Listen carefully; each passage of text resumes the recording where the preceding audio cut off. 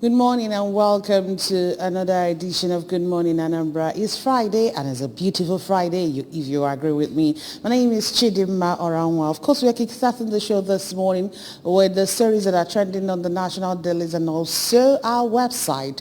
And we have some reviewers with us in the building this morning. But after this short break, you meet them and then we go straight into discussion. Good morning and welcome once again to Good Morning Anambra.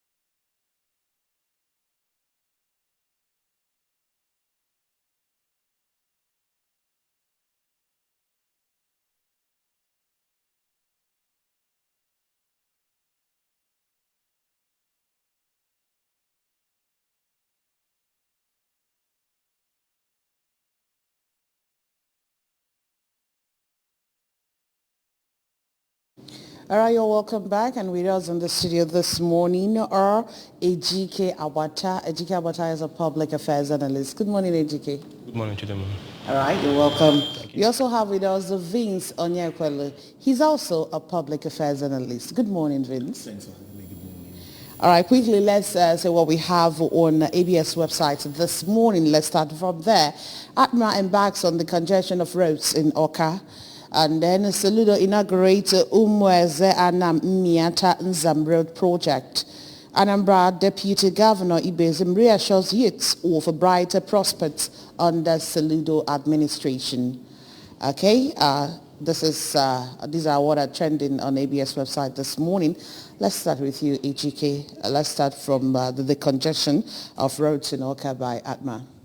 It's a good one and very, very important, given that commuters spend long hours on roads that are ordinarily supposed to be free, but due to some human activities, especially those who sell on the streets, they hinder traffic, and it's usually tiring, especially for workers who go to work in the morning. On their way back, they are stuck in traffic. Mm-hmm. So they end up spending a longer time than usual. So it's a good one, and we have a new MD in ATMA, so he has already kicked the ground running, and I wish him the best.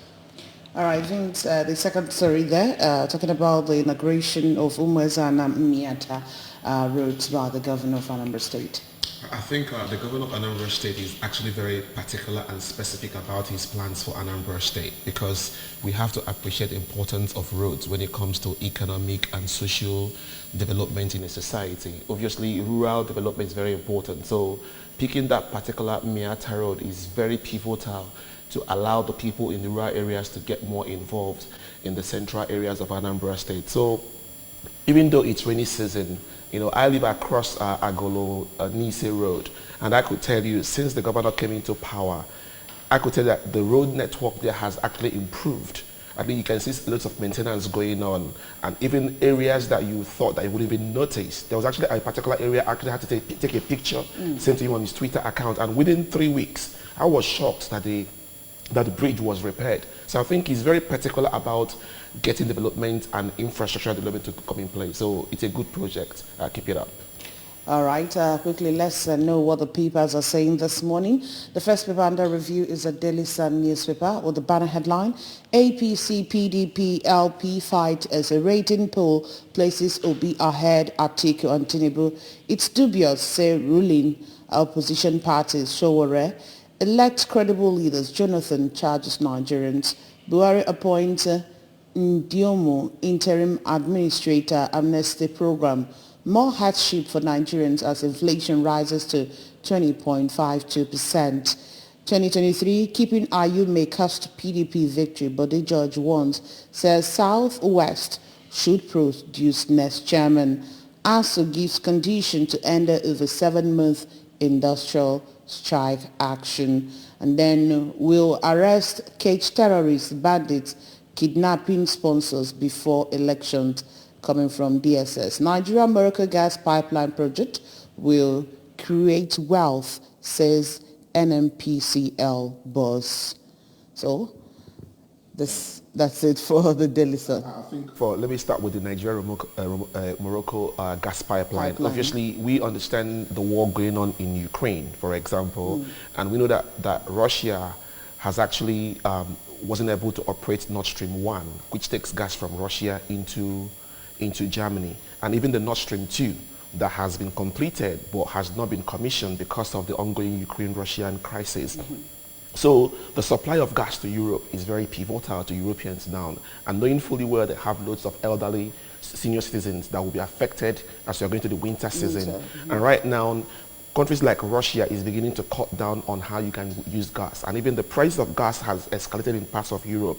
So Nigeria to invest into that Nigeria-Morocco gas pipeline will be huge. However, we need to have better accountability of the funds that goes to that project and come back to that project. So it wouldn't be like how our crude oil is being stolen left, right, and center, to the extent that 90% of our crude oil is being stolen.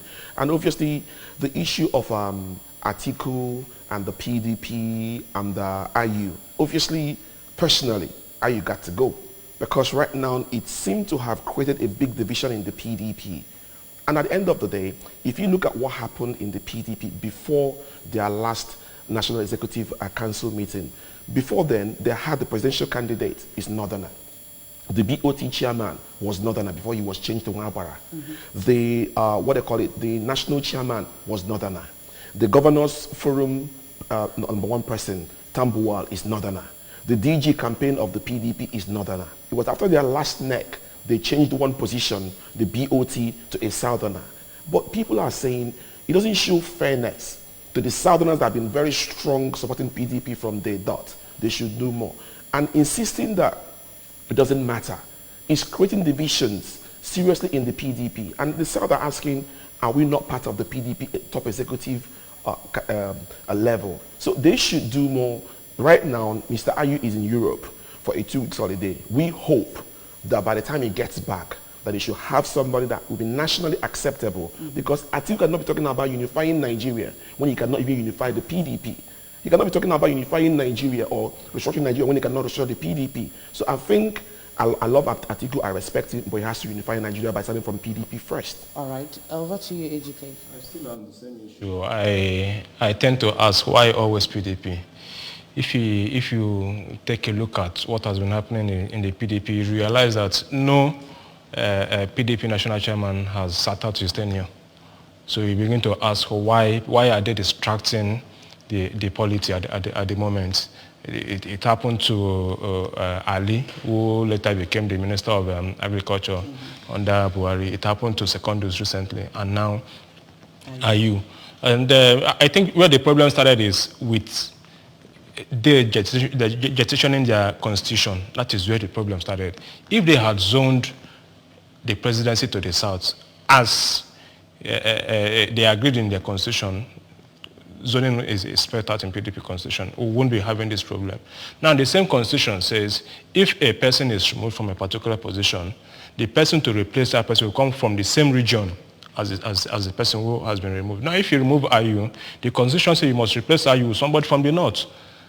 And this is not what they want. But if they had followed what they had in their constitution and zoned the presidency to the South, we won't be having this problem. So it's a problem they should have to deal with. All right.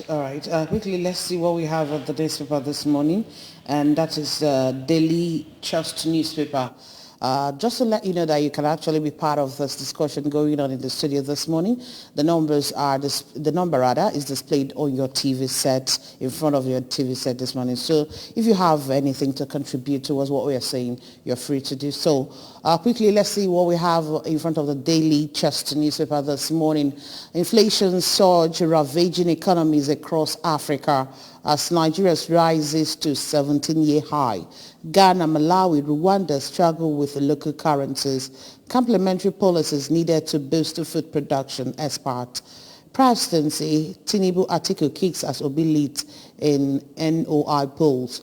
Dozens killed as ISWAP Boko Haram terrorists clash in Borno. Nigeria confers citizenship on 286 foreigners. And they will still have the federal government to establish youth banks. I would say the issue about 286 foreigners that became Nigerian citizens, I think we need to learn how to accommodate others. Most Nigerians live across the world. Many Nigerians are nationals of other countries where they were not naturally born. But at times when Nigerians try to do such, people start shouting, we are too much, we have a high population and you're trying to bring in more people. That should be a wrong mindset. We need to be open. So far they follow the due process of becoming naturalized Nigerians. They should be allowed to become Nigerians because across in the USA, you have so many Nigerians that were born here in Anambra and other parts of Nigeria that became citizens of the USA, the UK, Germany, across the world. So we need to be more accommodating. So far they follow due process. And the issue of ISWAP, having crisis in Borno State. In the past 3-4 weeks, there has been this narrative being floated by the federal government of Nigeria that they are winning the war in terrorism. And as an expert, I keep asking them, we get to see the faces of cultists being arrested and prosecuted in Nigeria. We see the faces of Nigerian fraudsters that were arrested and prosecuted in Nigeria. How come we don't see the faces of those terrorists that have been arrested or been killed?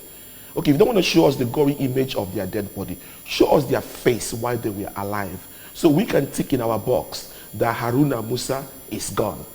So in the next 2 months, if I see another face of Haruna Musa that has been killed 2 times or 3 times, I can ask questions. But the level of secrecy, not giving the right information for the masses, so you can say something. But if you take the masses out of this equation, we can say something, we don't see something. So I think they are doing well done to them. And in conclusion, we need to also imbibe this habit of getting the police to be in the front line of international security, not the military. Look at the Queen of England. The rite of her funeral is going on. You will not see one military officer in the whole procession. In the whole security of the England of UK, it's the police. If they want the military, they will invite them. But in Nigeria, it's the military first, followed by others. It needs to be corrected. Hello, good morning. Hello. All right. You need to probably change your position and call us back. HK, they wanted to comment on the banner headline talking about inflation surge ravaging economies across Africa. It's quite unfortunate. I would narrow it down to Nigeria because we are in Nigeria and then we feel the brunt. My major concern is also because the whole inflation thing also affects food inflation, which is, it has led to, it has a ripple effect in the sense that people are beginning to do the wrong things.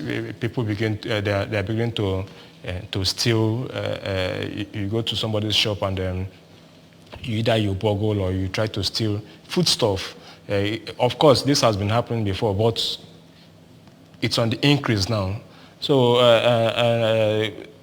much needs to be done. If food is affected, then we're in trouble, because even if you have the money and you are unable to buy the food, it becomes a problem. All right. The newspaper under review this morning is the Nation newspaper, but let's know who is here. Good morning. Hello, good morning. All right, the Nation newspaper is up next with the banner headline, Bode George, why Atiku may lose next year's poll. And then we have as riders there, no justification for Ayu to remain in office. Tambuwal leads a 326-man campaign cancel. Wike Makinde, Dokbesi, Imoke listed as members. Security Council recommends a NAT force ban. Buhari governors Tinubu condole with Akeredolu over mom's death. And then only concrete packed court can end the strike, says ASU chair. 14 Britain, 4 Americans, 268 others get Nigerian citizenship. These are what are trending in front of the Nation newspaper this morning. May I commiserate with the family of Governor Akeredolu of Ondo State? Most of us may be aware, some may not be aware that Akeredolu is actually married to an Igbo woman.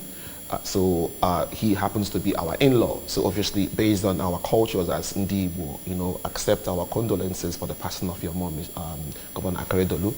Now, when you talk about the issue of Tambuwal being made the DG of the PDP campaign organization, it's also honorable to state that our own Senator Lilian Uche Kunife is number 121 on that particular list. So obviously we have other people on that list. And many schools of thought will say Tambuwal is a good choice. And I respect him. But some schools of thought will also say that Tambuwal is not a good choice. Why? Because don't forget that during the PDP primaries, one of the burning issues in PDP today is about that announcement made by Tambuwal that people that support him should now send their votes to Alhaji Atiku Abubakar.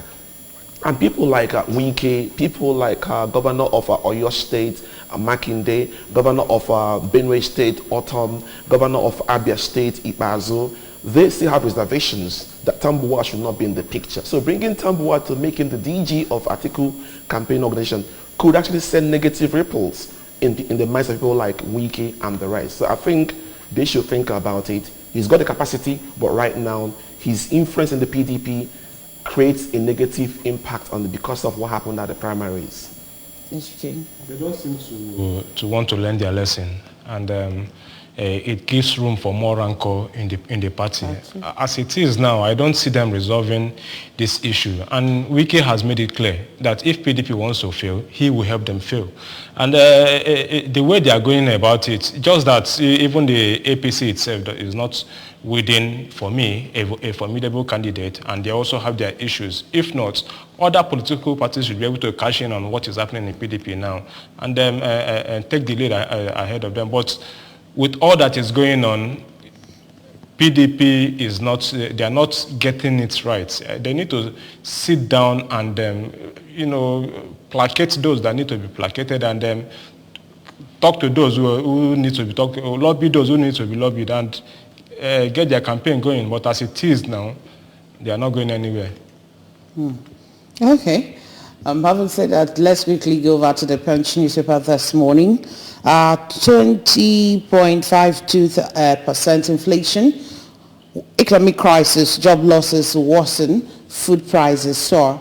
Nasima worries over rising prices, says companies face tougher times. Inflation spike will throw more Nigerians into poverty, says LCCI. And then ICPC uncovers 400 billion naira fraud in 2021-2022 budgets. Federal government suspend third airline as aviation crisis persists. And then we have down there, vote to president who won't compromise. Jonathan advises youth. Buhari rewards Amusan, Brume, others with honors, 200 million naira. Students block Ife Ibadan Road. ASU leads a pending demand. Lagos impound 4,694 Okada, convict 1,490 offenders. Appointment of Supreme Court justices faulty, says Sands.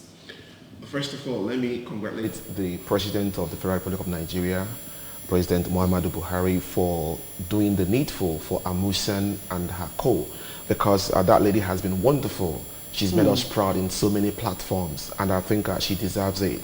And obviously, we have to also ask ourselves, what did we do for Amusan for her to be as good as she was or she has been? Because Amusan has been struggling overseas before she started to shine.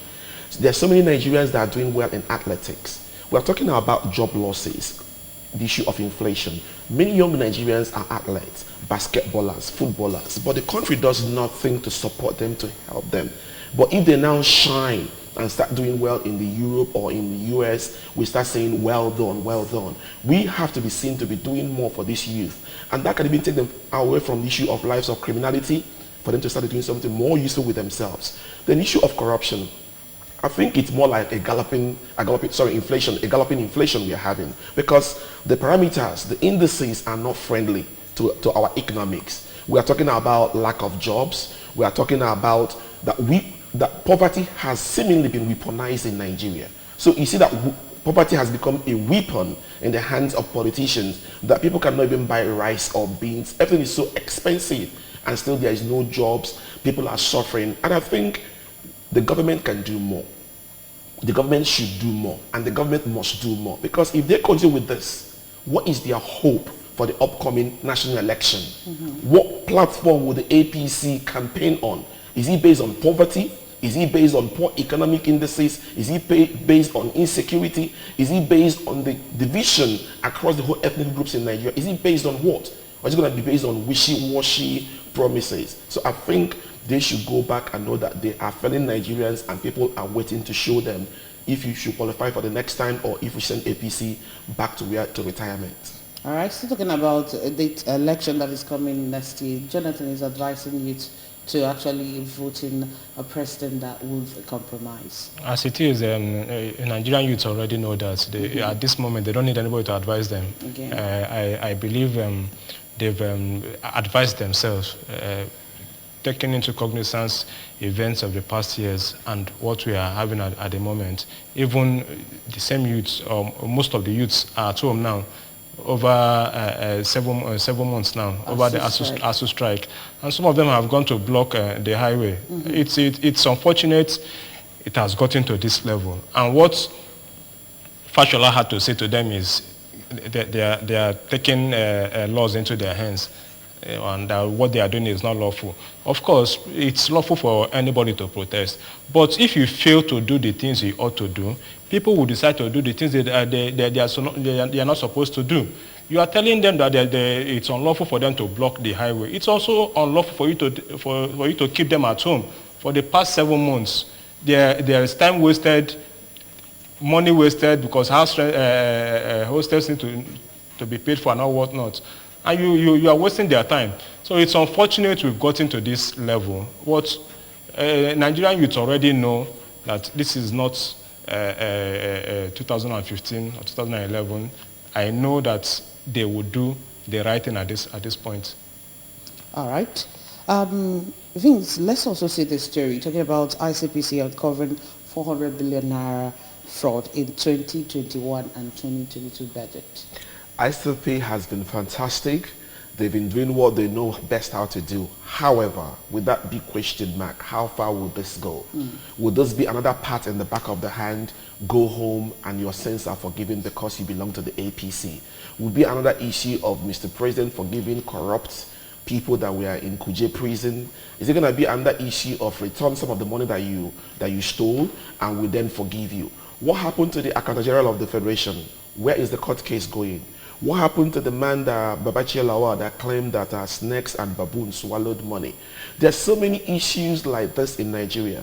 There's a so-called top retired army general that was also involved, that his home was raided and cash of so much billions or millions were found in his house, and it's been covered. So basically, ICPC are doing their best. However, it seems that they doesn't have what it takes to actually prosecute successfully. Just like you have insecurity in Nigeria, people are arrested, you get 100 was killed, but nobody gets prosecuted, or else you don't even know about it. The journalists don't know about it. So I think good job for ICPC, but federal government of Nigeria is going to be the same. It's just going to disappear and nobody will hear about it again. Disgraceful. Oh, okay. Quickly, let's see what we have in front of the Daily Independent newspaper this morning. Buhari gives security agencies December to end insecurity. Security Council orders immediate disbandment of NatFort. Mahmoud's arrest wouldn't stop rescue of remaining train victims. Federal government. SANS heat to CJ and NJC over selection of Supreme Appeal Court jurists. PDP may lose presidential election if IU fails to resign, but they judge. And then we still have the issue of the Nigerian inflation rising to 20.52% in August, highest in 17 years. Court orders INEC to accept Akpabio as senatorial candidate. NSIA seals healthcare expansion pact with 3 states and 5 medical centers. Okay.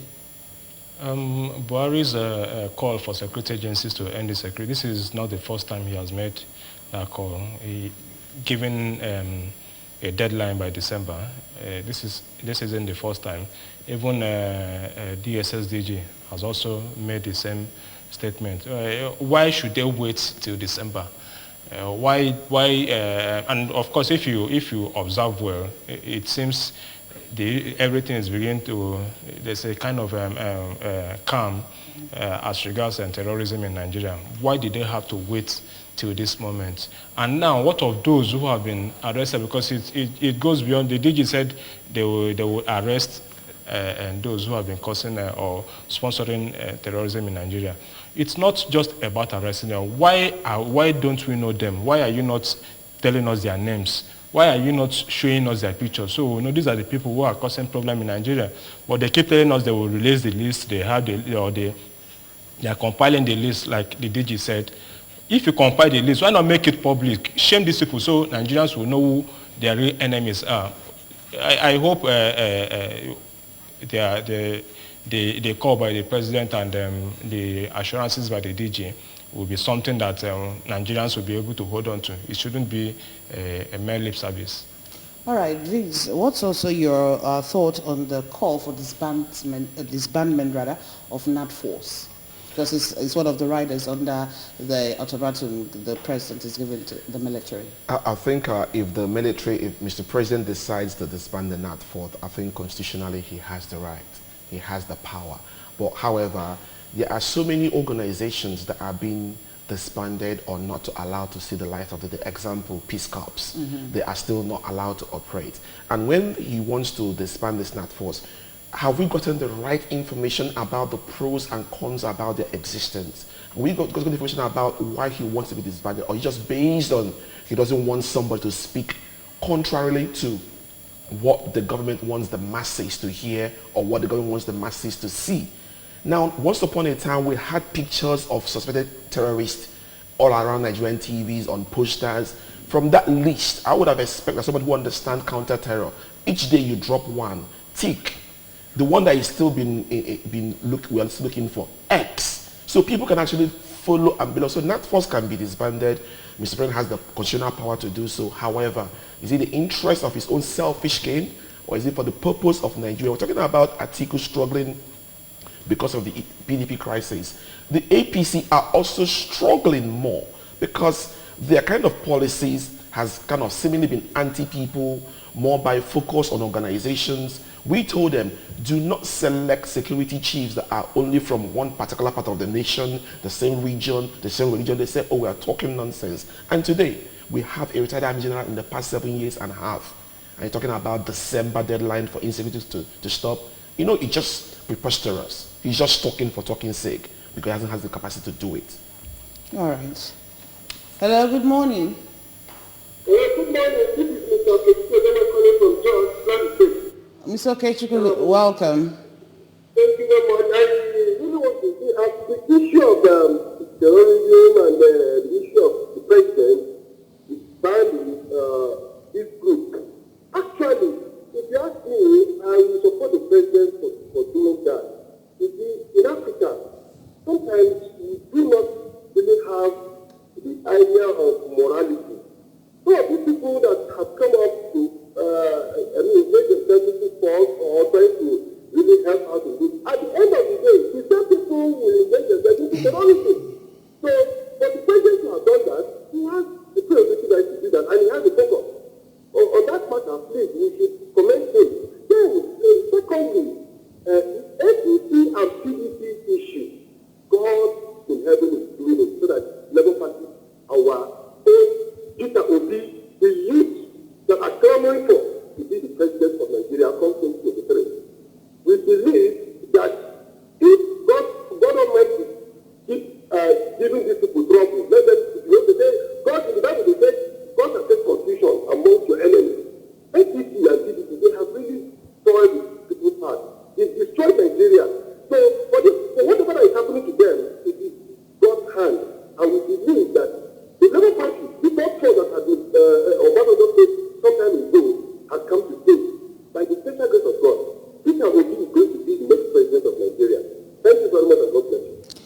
Okay, Shukwu, thank you so much. That's your opinion, though. Let's quickly see what we have in front of the state newspaper this morning. Inflation hit 17-year high at 20.52%, higher in Ebonyi, Rivers and Bayelsa. Analysts harp on need to formulate, implement policies to boost food supply. CBN, Nigeria's attitude to foreign goods impacting economy negatively.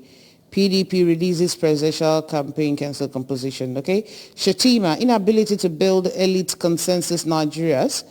Okay, inability to build elite consensus, Nigeria's greatest challenge. ICPC civil servants padded 2021-2022 budget with a 400 billion naira duplicated project. And then we can see INEC, no new addition or subtraction from voters register. Okay, before you comment, let's see who we have here. Hello, good morning.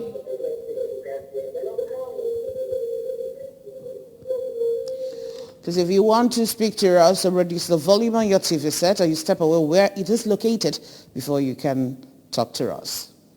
Now let's talk about the issue of INEC. In the past couple of weeks or months, the operations of INEC as a national commission or federal commission has been respected. People have praised them for doing a good job, and we know that INEC is doing their best. However, in the last couple of days, there are so many negative innuendos going towards INEC, and there are still strong allegations being leveled against INEC about the names that have appeared on the voter register. And I think INEC has a duty of due diligence to publicize those lists so we can personally, as Nigerians, know every single name on that list, because this is our country. INEC is not like an emperor over Nigerians. We have a right to see every single name on that list. So I can know that if you come into Enugu Agede, where I'm a registered voter, if you have names of people from Malaysia or from Togo or from Ghana that are not part of us, and if you claim they are part of us, we can ask our PG or village chairman to go and find out if these people live in Enugu Agede, for example. So INEC should quickly publish every single name on that voter register, because it shouldn't be a secret. It shouldn't be something that should be hidden. We have a right to know. But if they refuse to publish it, then what they end up is fettering that belief that they are not honest, they are not credible, they are not competent, and it now goes to work against Mr. President again, and even the APC government, because there are so many federal commissioners that are claimed to be APC members that are working in INEC. All right. Hello, good morning. All right, Ejike, do you share the same opinion with him? Like the late sage Ganifa Onye said, there are three ways to rig an election. You rig an election before the election, during the election, or after the election, and that is what is playing out.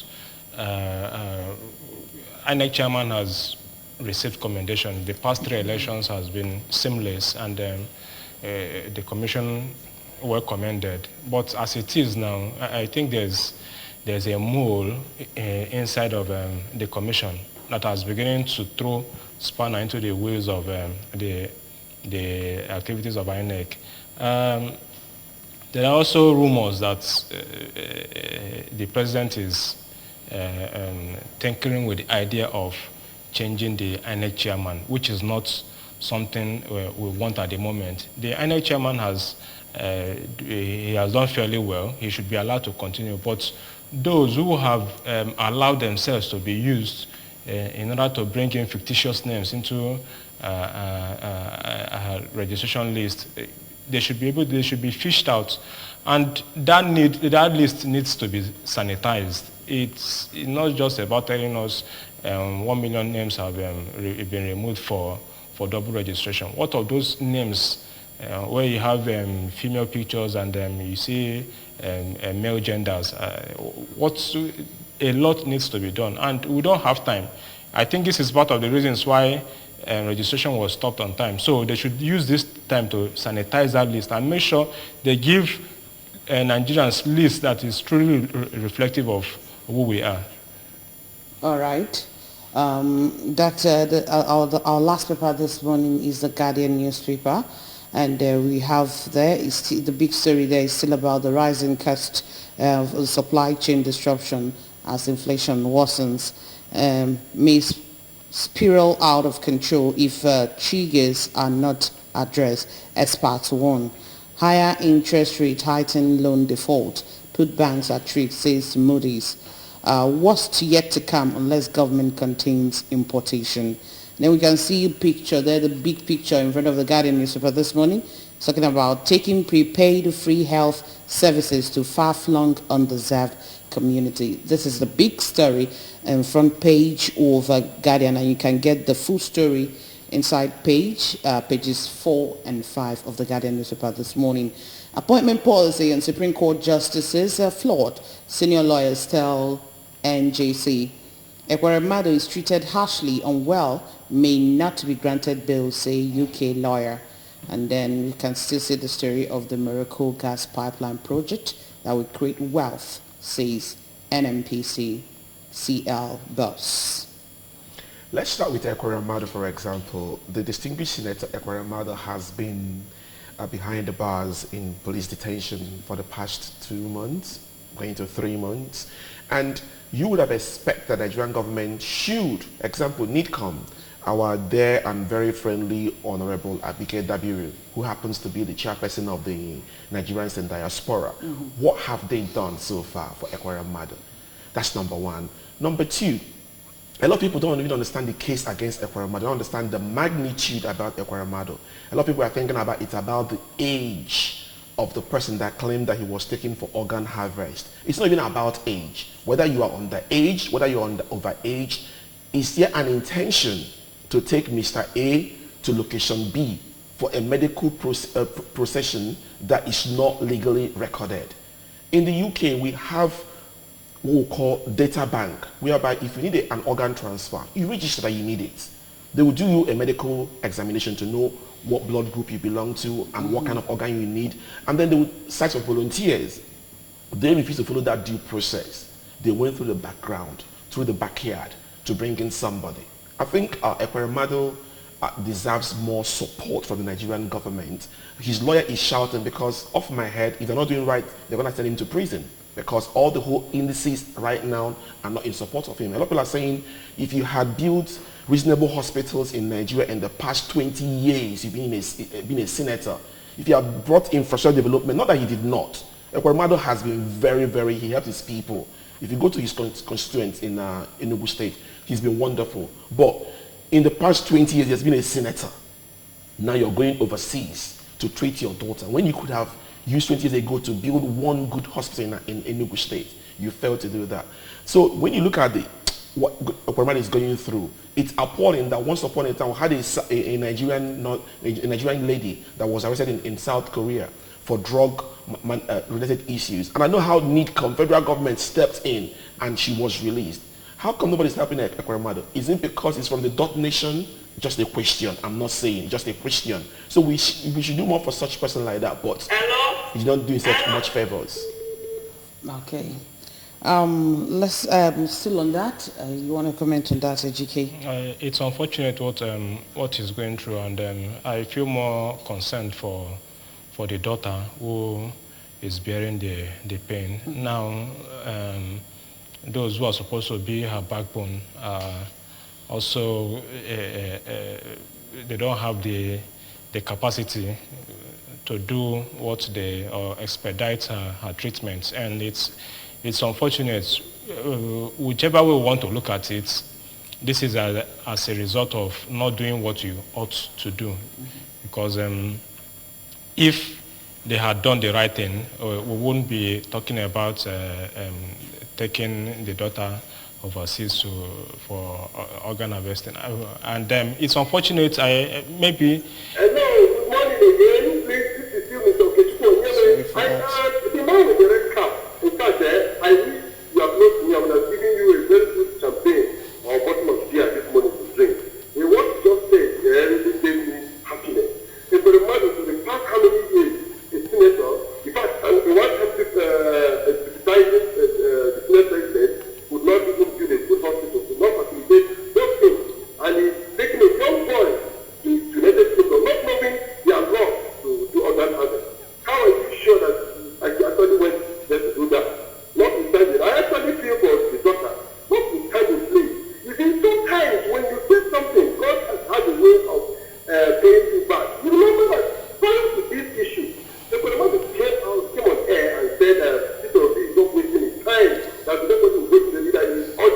Okay, Chukwu, let's not go into all that, please. Okay, Chukwu, please, let's not go into all that. Let's just focus on what we are talking about, please. So I'm wondering if Ekweremadu is oblivious of the law that you don't just bring in somebody into the UK and then begin to perform organ harvesting or organ transplant on the person just like that. Maybe he thinks what is obtainable in Nigeria is the same thing we have in the UK. So it's unfortunate. I wouldn't know those who advised him. I wouldn't know if he really thought it through. It's unfortunate, like I said. I hope these things are sorted out, and the girl, she has cried out on her own for donations. Yeah. Even though there are some persons who are willing to give, but you just can't take and then give to her. You have to be on a list. It's a turn-by-turn thing. There are other people who are on the list before you. So I think except they remove her from the UK and take her somewhere else. Okay, that's another country, yeah. And also the story on free medical, I really want to look into that story and find out what they mean by undeserved communities. I want to know what they mean by that, undeserving about the communities, right? Yes. Okay, I would have loved us to talk still on that, the CJNs saying that the judges, that the process of selecting the judges, that it's flawed, kind of. Yeah, I think many schools of thought have had this argument for a very long time in Nigeria. And you can understand that if you look at the structure of the CJN in Nigeria, a lot of people, a lot of arm twisting has been involved directly or indirectly. It seems, I've heard from the grapevine, I don't know if it's confirmed, that in Nigeria for you to become a CJN, you need to belong in a certain cliche. You need to come from a certain region, that certain regions cannot even become CJN in the next 5-10 years. I don't know if it's true or false, that the system has been so well organized that even if somebody is living as CJN, next person behind him or her will be people from a certain region of the country. I don't know if it's true or not. But don't forget, when Liz Truss became the Prime Minister of Nigeria, of the UK, on that Tuesday, before the Queen died on Thursday, within 24 hours, she had a cabinet. People selected from different diversity.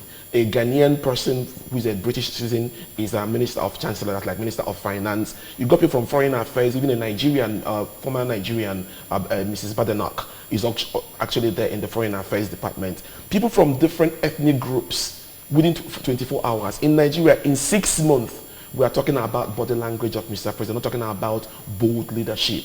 So I think when you come to CGN and the lawyers that are saying that the NGC that are talking, when a child is crying and pointing in the direction, if the mother is not in that direction, the father is there. Right. So they're talking about something reasonable. Well, on that note, I want to say a very big thank you to both of you for joining us this morning. Thank you, Ejike Awata, for being here with us on Press Review. Thank you very much.